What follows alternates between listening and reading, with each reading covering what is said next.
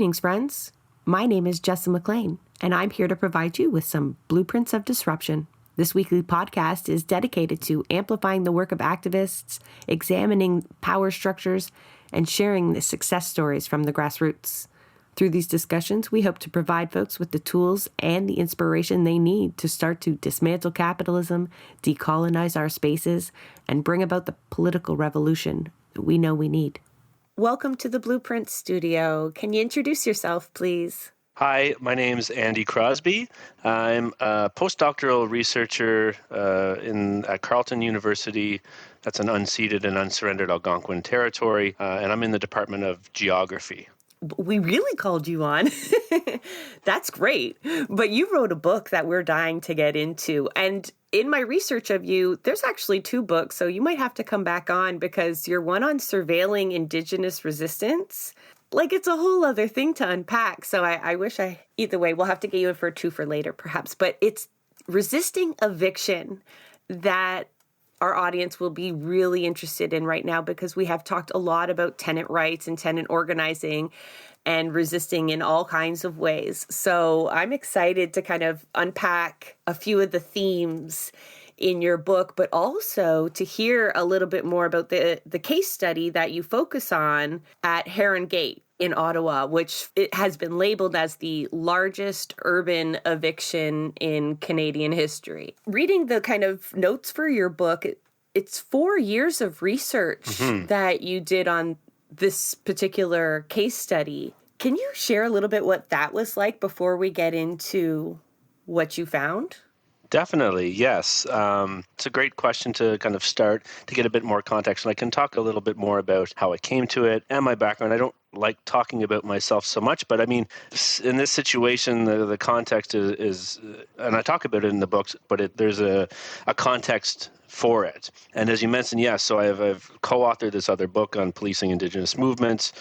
And so I have this kind of experience of doing kind of organizing and social justice work, mainly in the Ottawa area, but I've lived in other cities. Before that, I worked for a long time with the Leveler newspaper in Ottawa, which is this great, small, kind of progressive or left-wing newspaper. And I also worked with the Public Interest Research Group at Carleton, the OPIRG there. While I was doing this type of work, I really had the privilege of engaging in academic writing and research, which most folks don't get to do until they become students and beyond.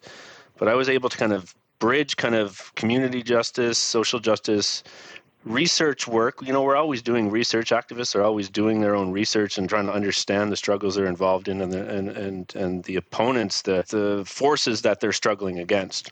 We probably just don't think of it as research, though, because you say it, and I'm like, no, we don't. Yes, we do. And now that you describe it, we absolutely do.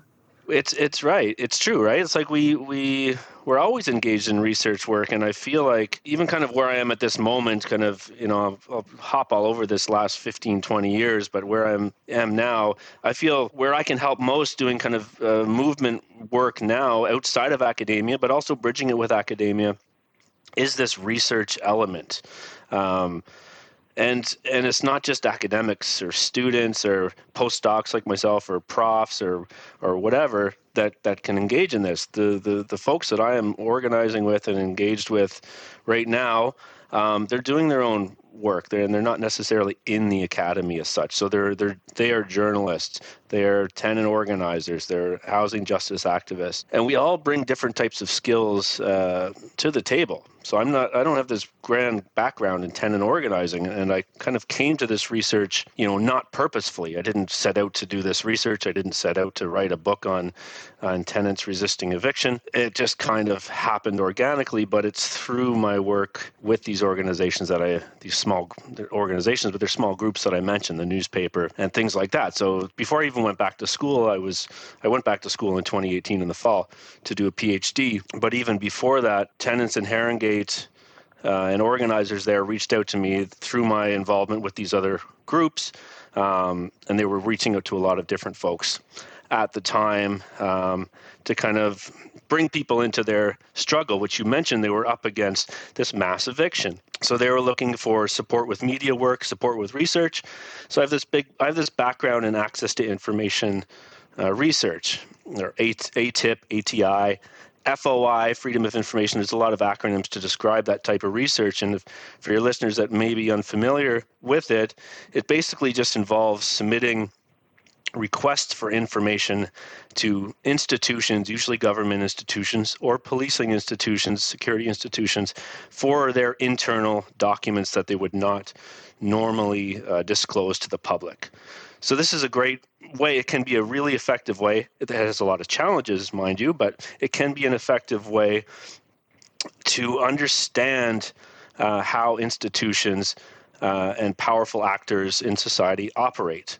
By getting a glimpse into some of their internal processes, the documents they produce, and things like that. Basically, they reached out to me for help with those types of things. So media work, kind of networking on campus. I had a foot on campus and doing the access to information research. So I became involved with working with folks in Herongate, and coincidentally started a PhD around that time, and then they kind of just morphed into each other, and I ended up taking it on as kind of my PhD research, which I had never proposed to do, but it kind of just happened. And the link between the policing Indigenous movements element, so my kind of academic research that I was engaged in the years leading up to this, and at that time, and I'm still doing that type of research, is really interested in the policing of and criminalization of social movements, in particular Indigenous movements, but also any type of social movement. In the summer of 2018, Herongate tenants were kind of in this protracted battle with the landlord there. Basically, at that time, the landlord and tenants were organizing on social media. They were garnering attention toward their struggle against this eviction. They were resisting eviction. They were trying to organize all residents to stay put, to refuse to move, and that really pissed off the landlord, who had threatened them with a series of cease and desist letters and various kind of legal tactics to try to silence them, to basically shut down their Twitter account was one of their goals. And in doing so, in trying to compel Twitter to permanently disable the Herongate Tenant Coalition's Twitter account, the landlord's lawyers told Twitter that the Herongate Tenant Coalition organizers were criminals and extremists.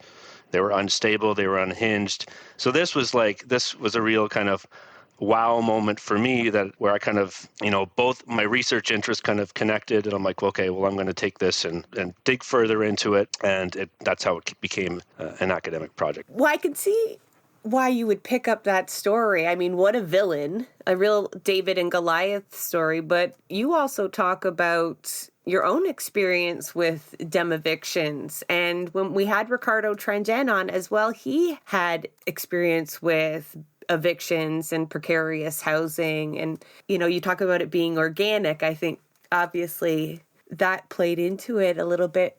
We shit on developers a lot here. Rightfully so. Real estate investment, I mean, our audience is not unaware of the role that they play in evictions and the housing market in general. But when you talk about these freedom of information requests, it reminds me that one of the points that I felt was driven home in resisting eviction and the Herongate eviction is the role the municipalities play.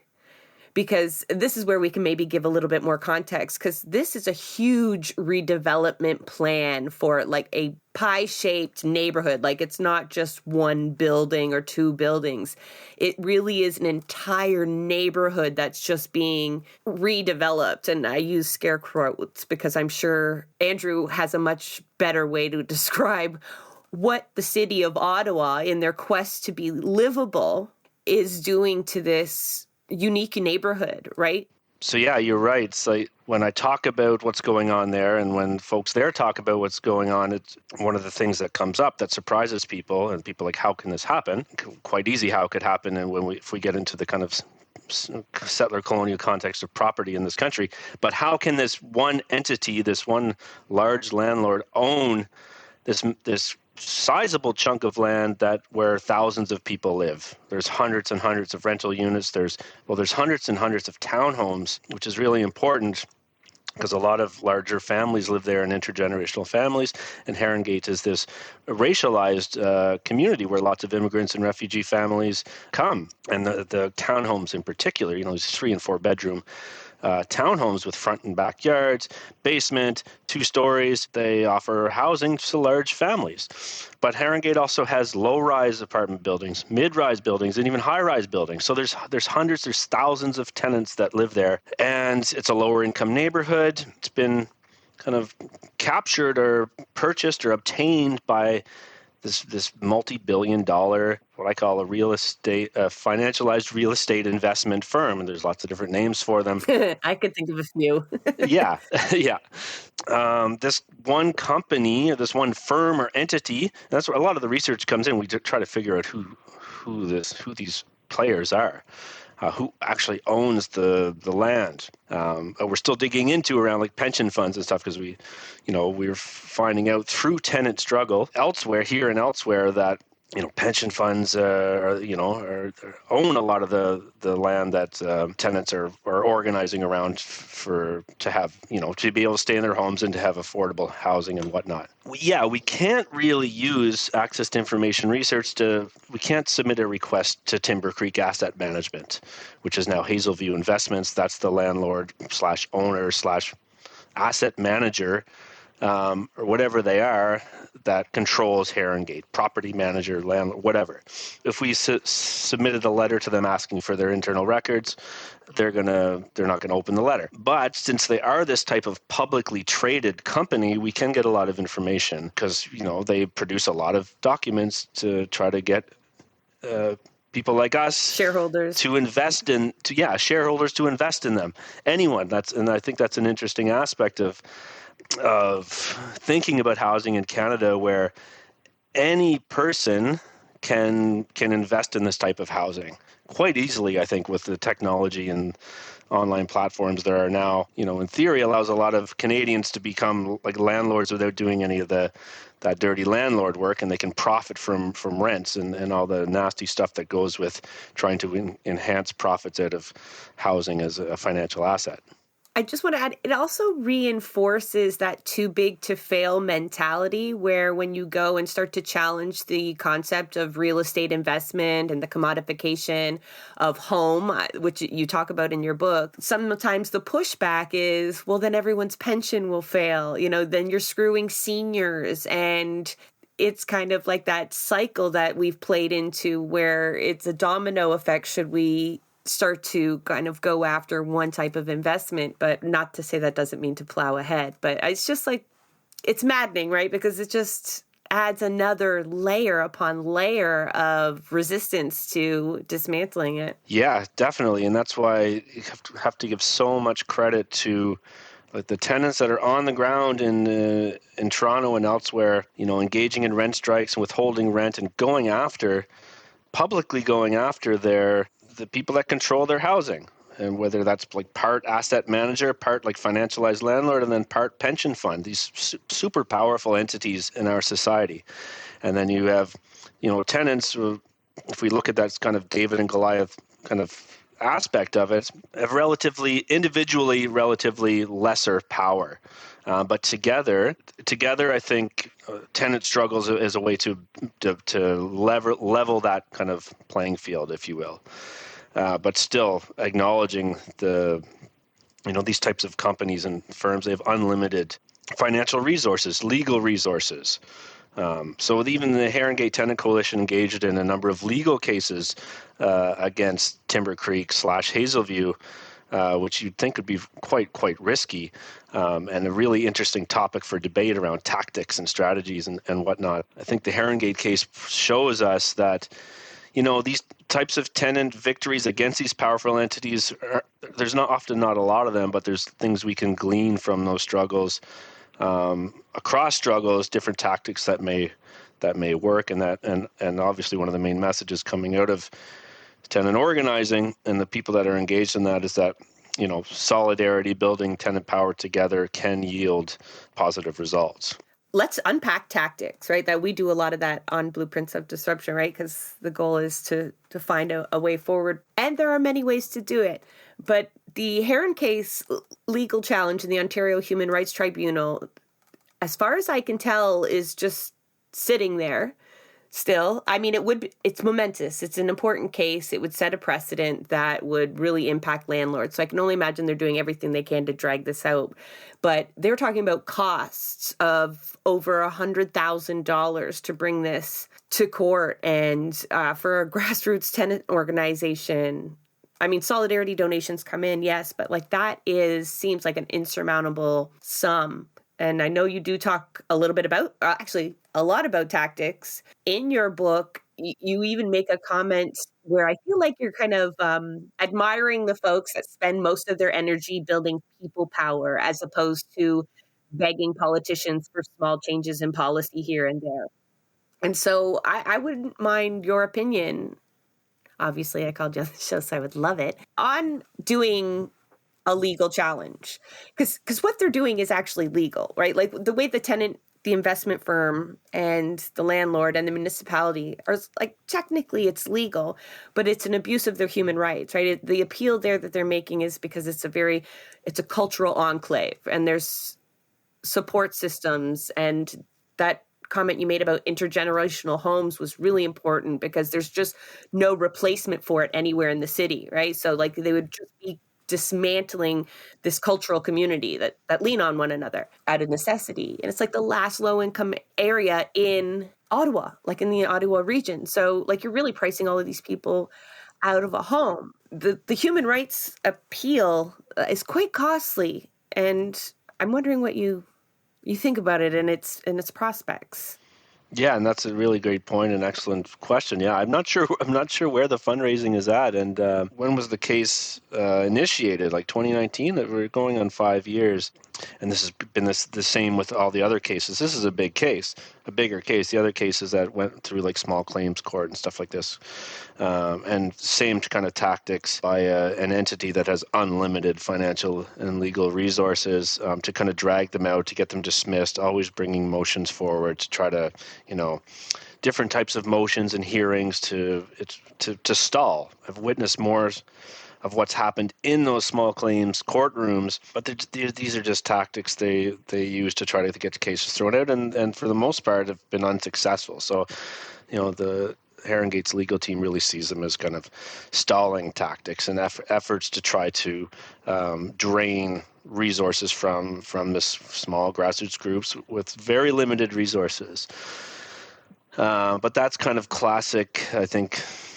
Go back to the academic literature. I think that's classic literature on slap suits and things like that. And that's kind of 101 what big entities are trying to do when they try to engage in the legal arena to demobilize kind of social movement opposition. I think that some of the strength of kind of what groups like the Herringate Tenant Coalition and others are doing, you're right, they're not appealing to larger forces for policy changes or legislative changes.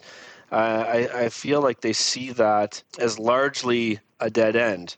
But that's not to take away from the kind of more institutionalized tenant rights advocacy kind of groups that are pushing for those. They're doing good work as well. It's just different work. And I think slowly in some cities you see some positive changes. I heard something on the radio in Ottawa this morning. I missed it, but it was something about a rent-eviction bylaw or something. So there's kind of pushes and I would say only through struggle do these things come on the larger political radar, municipal, provincial, and federal. The federal government recently launched this review panel to look at the financialization of rental housing. Oh, maybe financialization isn't a great thing. But why is this on the radar? I don't think it's because the government of the day just kind of thought this is something we should look at. This is from tenants kind of pushing these direct action tactics and these kind of public shaming style tactics, and more direct action, going to the annual meetings or whatever they're doing and putting it out on social media, garnering mainstream media attention, and creating conversations and bringing it into the public spotlight. So yeah, you're right. Like, and what Timber Creek, Hazelview, what these companies are doing is technically legal, and they will always emphasize that, because they'll always emphasize, well, what we're doing is legal, and we're going above and beyond what's required. So when they were evicting and trying to get rid of everyone in Herongate, and they were offering legally, they have to give like 3 months notice to dem-evict someone, and I think they were giving like 3.5 or 4 months. So they would emphasize that, and they got to give something like first and last month's rent, but they were offering a bonus. So they were, and I don't remember the exact details, I apologize, but they would just always emphasize that we're going above and beyond, and they would always use that terminology, above and beyond. We're offering more. We're helping them find alternative, like replacement housing. We're paying for moving costs, and we don't have to do this, but we're doing it because we care. So there's that type of thing too. But you're right. Well, we see some protections against rent evictions, even though we not, I don't know if the research would show that they're effective, that there's recourse to being rent evicted. I think we'd have to look into that in different locations to see how effective those bylaws and provincial laws are. All these laws that we're talking about are really centered on the financialization of shelter. And hold on, you have a quote here. When we talked to Ricardo Tranjan, he was trying to redefine, or helping us redefine, the class relation between tenant and landlord. You talk a little bit about that, but one of the themes that you try to drive home, I feel, is and you call it the key conflict really of our time right now, is that of home and investment. Home being a living, breathing place, of socialization and comfort, and then like juxtapose that with the real coldness and detachment of something just being an investment. And we've experienced it for so long. It's such a norm for us. But if you think about it, it's so fucked up, like that we don't even know who owns our home. Because we've had tenants on from Acorn talking about like how they're trying to get to the bottom of whose fucking name to put on the documents that they need to serve them with, or whatever they're trying to do. And they're in a house every day, all day, they're home, and they have no idea who owns it, who they're beholden to. And that is so completely normal, and it's becoming even more normal. And I just want to maybe, Santiago, you haven't been able to chime in a little bit because I've been talking so much, but you've talked about that before, just the commodification of something so dear. Like we've seen water, everything's commodified, but home to this extent it's also got to be doing something to our social fabric, not just like physically removing our communities, but like that's such a detachment. It's inhumane, really, like to live in something that's so commercialized in that way. And no one gives a fuck if they like kick you out and kick you and your grandkids out, and because they need to make a buck. Yeah, I think you're absolutely right. It's really messed up, and so there's this aspect of the research aspect, trying to figure out who owns what and why is that so difficult. And the pension funds make that harder they're really skittish around releasing any information around their investments. Like they won't even say what addresses of places they own, and very, very basic information. I don't know. I'm confident that what folks are doing, a lot of different folks doing different organizing and research work, will eventually going to push that pensions themselves, but kind of these what's it called, these divestment movements that we saw around kind of fossil fuels, at least on university campuses. I don't even know where that is anymore. Feels like that's just something that you've probably talked about it maybe in other shows around that big social economic issue. But I feel like ongoing work will eventually kind of push that more into the public realm, where we'll actually get to talk about divestment.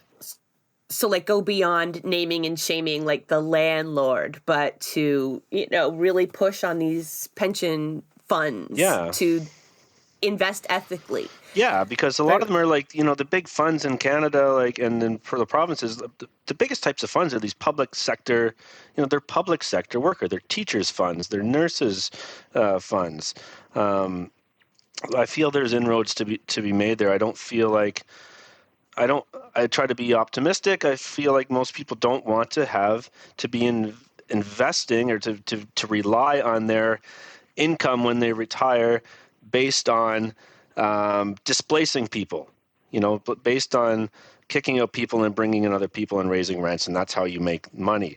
So that's one of the really messed up parts of it, the whole pension thing. The other part, I think, that I like to think about is kind of this, this kind of settler colonial aspect. So we live in the settler colonial society, and I try to think about what housing and land and property all means within that. So, we have this kind of more this naturalizing, normalizing thing where it's normal to invest in housing and profit from it. And it's kind of used as a main investment vehicle or a vehicle of attaining wealth or building wealth. And it doesn't even necessarily have to be like, when I say wealth, not like grand wealth, but like, which of course a lot of entities and people have tons of wealth in this country, all based on, at least at one point in time of stealing land, exploiting labor or whatnot.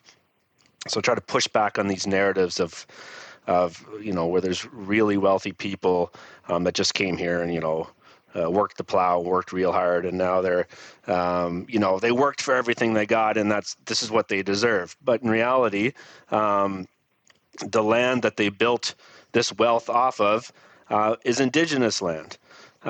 So we have this kind of aspect of that, the settler colonial, I think, the kind of one of the fundamental pillars of settler colonialism: stealing Indigenous land, dispossessing Indigenous peoples from their land, and then converting it into private property, and then profiting from it, deriving wealth, extracting wealth from it, and building settler intergenerational wealth in those regards.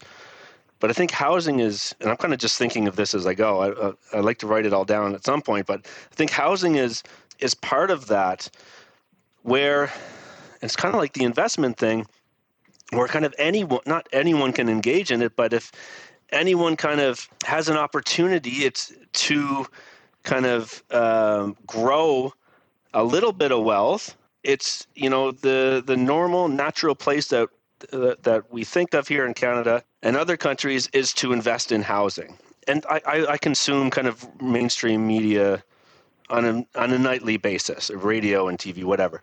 And there's a story on every night about, how can normal people attain home ownership? It's like it's seen as this kind of God-given, naturalized right in this country, but there's a lot of repercussions to it.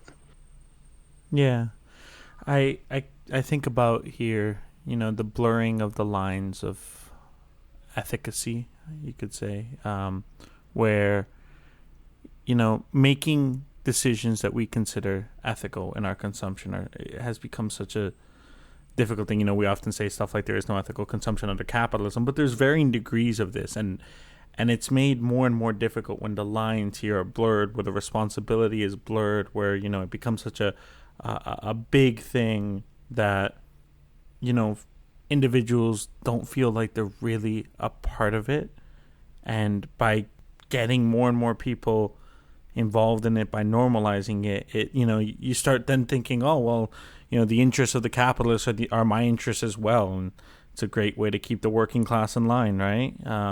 I guess like for people who are struggling, it's difficult to figure out how to keep your head above the water while making ethical decisions, right? It seems like everything is a trap, and housing's no different than that in any way, right? Like even like one thought that I had was when I had to move recently, right? And my unit was somewhat recently renovated, and the thought is, was somebody renovated here? Is this like was somebody who lived here for a very long time kicked out, and now I am coming into this inflated rental price, and what is the efficacy of that, you know? But at the same time, I couldn't afford anything else, you know? It was like literally the only thing I could afford. So it's like, I don't know, making those decisions, I think it's very difficult for people. Well, Andy, even at the beginning of your book, you talk about having to purchase a home simply to secure adequate, safe housing for your mom, right? It wasn't for most people, it's actually not an investment, but a necessity, right? Because of the state of the rental market and the precariousness of it all, and the just sometimes the state of rental units, like the physical state, air quality, disrepair. I mean, that's how we get to these demo evictions in the first place, right? It's these landlords just allow the conditions to deteriorate to a point where a complete reno or a demo and rebuild is the only option. And I feel, well, I'm sure you've thought of this because it's throughout your book, but I feel like that settler colonial urbanism that you talk about, that plays hard into how the city of Ottawa and developers viewed Herongate, right? It was like that second stage of colonialism. First we come and they don't have enough farms, so we'll fix that. We'll settle this land proper, right? Like we'll improve it the way we see it as improved. And then this is just not good enough, right? This area became too low income, too colorful, right? Too racialized. And so we're going to come in and we're going to clean it up, right? Because they don't even hide the fact, well, they try to say it's just in such disrepair, but it's about making Ottawa safer and more livable, as though this community wasn't that, right? It's another real colonial white man's and woman's mindset to like view this vibrant community that does need repair as something to just bulldoze, rebuild in their image, their very white, gentrified image to kind of match the neighboring area. I don't know if you want to unpack how like municipalities play into this kind of colonial project that continues in these neighborhoods. Yeah, I think you said that better than I wrote it down. I think, yeah, that's painting like a really concise kind of summary of what's happened there, what's happened at Herongate. But yeah, the municipality, we can't let cities off the hook who plan for this type of thing. Yeah, you mentioned the livable city really drew me into how to in terms of like doing a book or doing a PhD research, like how to formulate a research question. It's like, well, simultaneously while this mass eviction is happening or being announced and planned in Herongate, the city of Ottawa is also announcing its plan to transform itself into North America's most livable mid-sized city. So that, you know, begs the question: what does livability mean, or who defines what is livable and what's not? But then, you're right. What you're saying, it's like we dig a little bit deeper and talk about like revitalization. Or they talk about revitalization. To me, that's directly linked with making a place livable, or relivable, or revitalized. With, you know, it's about injecting vitality into a place that is deemed to not be vital or have vitality or vibrancy in the first place. So the Herongate and surrounding areas are targeted for revitalization initiatives, as well as part of that is to harmonize it with the wider community to the north, as you mentioned. So like, yeah, we didn't need to submit freedom of information requests to get this information. It is part of the vision of the Herongate's redevelopment. It's on that slide. It's like there's a one sentence vision, and it's about harmonizing Herongate with surrounding communities. And surrounding communities to the north of Heron Road is Alta Vista, and the Herongate Tenant Coalition has done amazing research. Well, first they've done kind of census demographic research in Herongate to understand who was getting evicted in 2018. 93% people of color. They went door to door. They did their own census. They've also looked at the demographics in Alta Vista and compared them with Herongate. Alta Vista is predominantly white, 80-90%. The name gives it away, Alta Vista. It sounds like a California gated community. There you go. Yeah, yeah. Tons of wealth, you know, much higher than average Ottawa income. And then Herongate Tenant Coalition compares Alta Vista, Ottawa, and Herongate, and it shows these grave disparities. The first dem eviction happened in 2016, and that parcel of land has since been redeveloped. It's now open, you can rent there. But they named that, well, first they were going to name it Vistas South. So Alta Vista, they're going to call it Vistas South, and they settled with Vista Local. Now it's called Vista Local. That's awful. Yeah, it fits in this with the idea of it harmonizing this vision, vision of revitalizing Herongate and harmonizing it. And it's not lost on anyone. You don't need to kind of analyze this with some grand theory. Everyone there understands exactly what's happening. I'm sorry. I'm just like, they're branding our neighborhoods, right? They're like literally branding them. Like there's just nothing community about the fact. It's like when they start naming the dinosaurs in Jurassic Park and the scientists like groan about it. Yeah. Pepsisaurus or whatever. Like the idea is, it's like, this is what it is. And when will it stop? Where they'll own everything and price us out of anything. Do you know what Alta Vista means in Spanish? High point? High view? High view. See, my Spanish isn't that bad. It's Santiago. It's not that bad.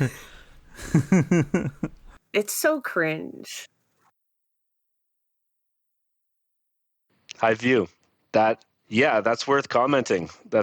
Yes.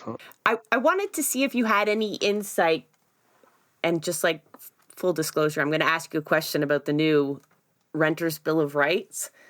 We've heard a little bit, and you shared it. We've heard from a few other people on the very dirty, specific tactics used by landlords against tenants on rent strike or just causing a fuss. Do you have any insight as into broader strokes, right? Rather than like the misleading letters, the threats, trying to shut down their Twitter account by calling them criminals. That's a new one. New low, I think. Maybe I just don't know what, because in my mind, I'm thinking of Trudeau's tying rental payments to credit scores as being a tool of these larger real estate investment companies and not actually a benefit for renters at all. But let me influence your take. I mean, are there policy changes that landlords are going after to respond to the tenant organizing specifically, not just to make more money, because they're always working on that, but surely they see the rise in tenant organizing. Oh yeah, and it's got to be making them nervous. It's costing them money, right? Like they don't have infinite funds. It may feel like that, but they still need a bottom line to be proud of, right, for their shareholders. How are they going to try to stop us? Yeah, no, they will continue to do what they do. So they have a lot of power and influence to influence legislation, to influence policy, and they use that. We saw that around legislation in Ontario anyway around the pandemic. Yeah, we have these kinds of policies and legislations that have these really nice names, whatever they are, around protecting tenants and the tenant protection bill or whatever. In Ontario anyway, these pieces of legislation that were in the name of protecting tenants were heavily influenced by landlords. And we see a lot of, I think going back to the Tenant Protection Act of 1997 in Ontario, it's not called that anymore. But if we just look at that as, and I'm sure there are other examples before that, but looking back to that, it really eroded tenant protections as kind of a key piece of legislation in Ontario anyway, that kind of paved the way for the hyper commodification and financialization of rental housing in Ontario. So I think we just use that, and then we can look at all the specific examples today as a macro level. And then I'm just thinking of this.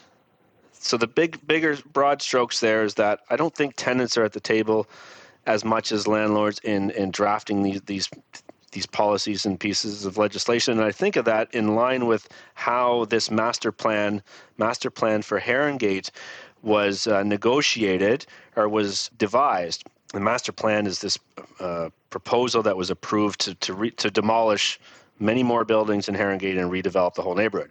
But the Herongate Tenant Coalition, for example, was not involved in that. I think Acorn may have been invited. Acorn did good work around the organizing there too. But I think like Acorn would have been the token group invited to kind of give input into this master plan. You mean invited by the municipality as though they were taking the community's input? Yeah, and I'm not I understand. I'm not sure exactly like kind of what happened, but I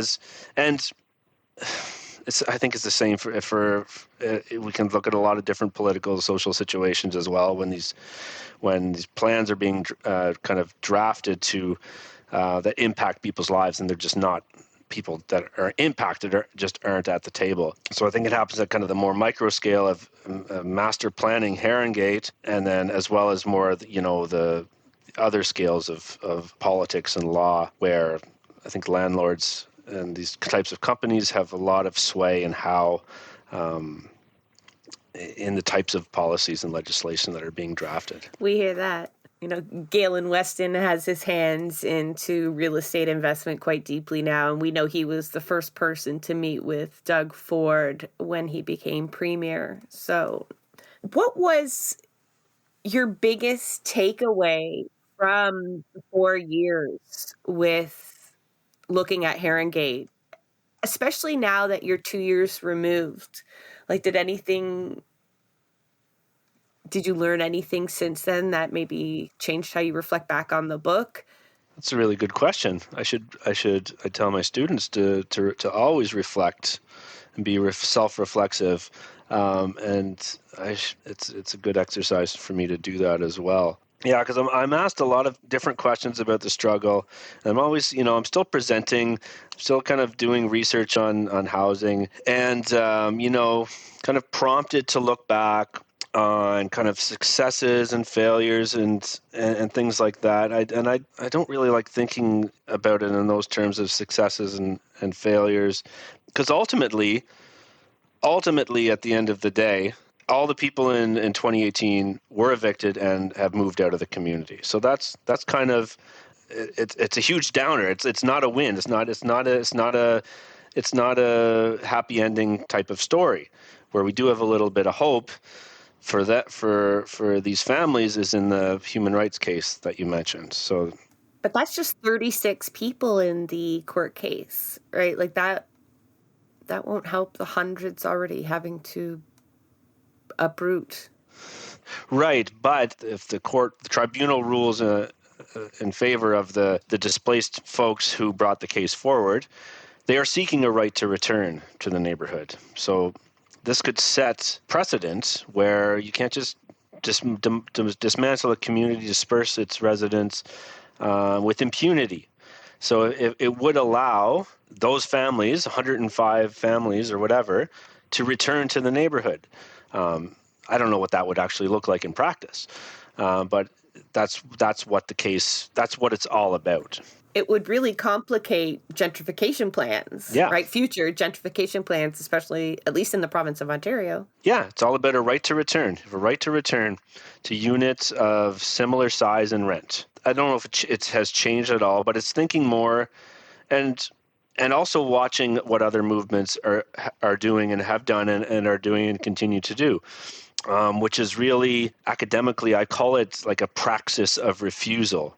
So it's like it's just refusing to accept these conditions of your displacement and demise. Refusing to accept that these types of entities and kind of landlords in general can buy your housing as an asset and just remove you from it because they don't like the amount that you're paying them every month.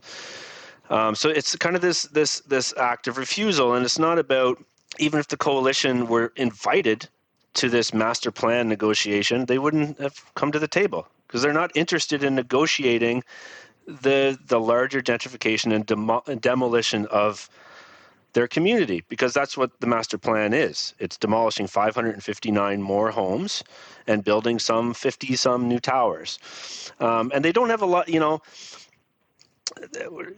they're up against powerful forces because there's this general consensus that densification is good. We need more housing. We need more supply. So they're kind of outliers in that, in this outright refusal, no more demolition. You're demolishing actually existing affordable housing, and that's not okay. Do they get labeled NIMBYs? Because I mean, like, that is often a label that's thrown at anybody who doesn't want density in their neighborhood. But this is much deeper than that. But I imagine that label is quite convenient to those that are selling that Ottawa vision of bringing it into the whatever 22nd century. I don't know what we're.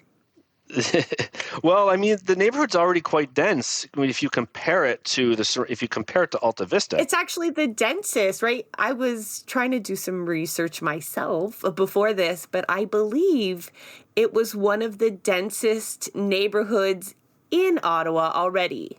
Yeah, the most densely populated neighborhood in the Ottawa-Gatineau region. So it's not like they're trying to resist the things that we're calling for, right? Building up instead of out. This is not that. No, it's just not. It's just not on the homes of existing affordable homes that house these intergenerational families. So one positive that is, I don't know how to frame this, but with all this whole master plan stuff that has transpired since the 2018 eviction, the master plans, this redevelopment that was approved by Ottawa, it was kind of spearheaded by Ottawa. I feel like it was, it was this, what did they call it? This team effort between the City of Ottawa, Timber Creek, Hazelview, and the design team. I'm sure raising their campaign funds was a team effort too. Yeah. So something that has come out of this, of kind of this tenant organizing on the ground, is that the landlord developer has committed to. They've committed to a few things, but what they've committed to is not displacing anyone else. So even though they're going to demolish hundreds more homes, I think there's a legally binding. I don't know what the enforcement mechanisms are, but the efforts of the Herongate Tenant Coalition, I think this kind of real fierce pushback to eviction in 2018 has created the conditions where no one else should be forcibly displaced from the neighborhood. The redevelopment plan has committed to giving, before demolishing, the family will have housing elsewhere in the neighborhood. I don't think tenant movements need to take lessons from academics and researchers, but it's a broader lesson that kind of unconventional tactics, direct action can yield these types of results, whereas their detractors would say, well, you should just be voting and calling on your counselor to put forward a bylaw or something. So I think that one element that's come out of this that's been pretty powerful. I don't know what this coalition would say about this. Coalition's really, they don't want any more demolitions in Herongate, and I'm not advocating for that either. But with this plan, there will be supposedly no more displacement. I can get their position too, right? It's a hard line that they should hold, and the right to return is definitely an interesting one on how that would be fulfilled. But we were nodding along in agreement, obviously, as you talk about the impact of direct action versus, more a lobbying approach. That's the whole point of our podcast, really, is to encourage people to find more disruptive avenues for change. And I think tenant organizing in this way is one of the prime examples of, harnessing people power, but then this praxis of refusal is, I feel like, the new name of our podcast, even, because that's the mentality that we need to cement. We have such deference to authority, but it's fading. It's fading. And the refusal to accept these conditions under which we're living, whether it's bad landlords or genocidal governments, it's just this refusal to not only accept it, but to use the avenues of change that they've set for us, right? Creating our own points of pressure, right? That maybe we didn't even know existed. Thank you so much, Andrew, for coming on and unpacking a lot of that with us. I feel a few of those themes, though, could be obviously huge entire discussions. Is there anything you want to add before we sign off? Or Santiago? Hello.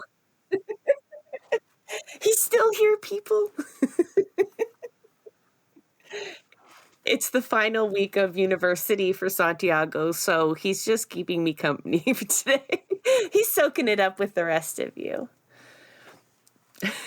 Hang in there, buddy.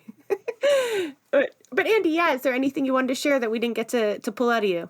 Not off the top of my head. I think I'm good. I mean, I just really appreciate the opportunity to have this conversation, and yeah, it's an important conversation, and I hope that yeah, some of the themes can be moved forward, and looking forward to hearing more about them. That is a wrap on another episode of Blueprints of Disruption. Thank you for joining us. Also, a very big thank you to the producer of our show, Santiago Halu Quintero. Blueprints of Disruption is an independent production operated cooperatively. You can follow us on Twitter at BP of Disruption. If you'd like to help us continue disrupting the status quo, please share our content, and if you have the means, consider becoming a patron. Not only does our support come from the progressive community, so does our content. So reach out to us and let us know what or who we should be amplifying. So until next time, keep disrupting.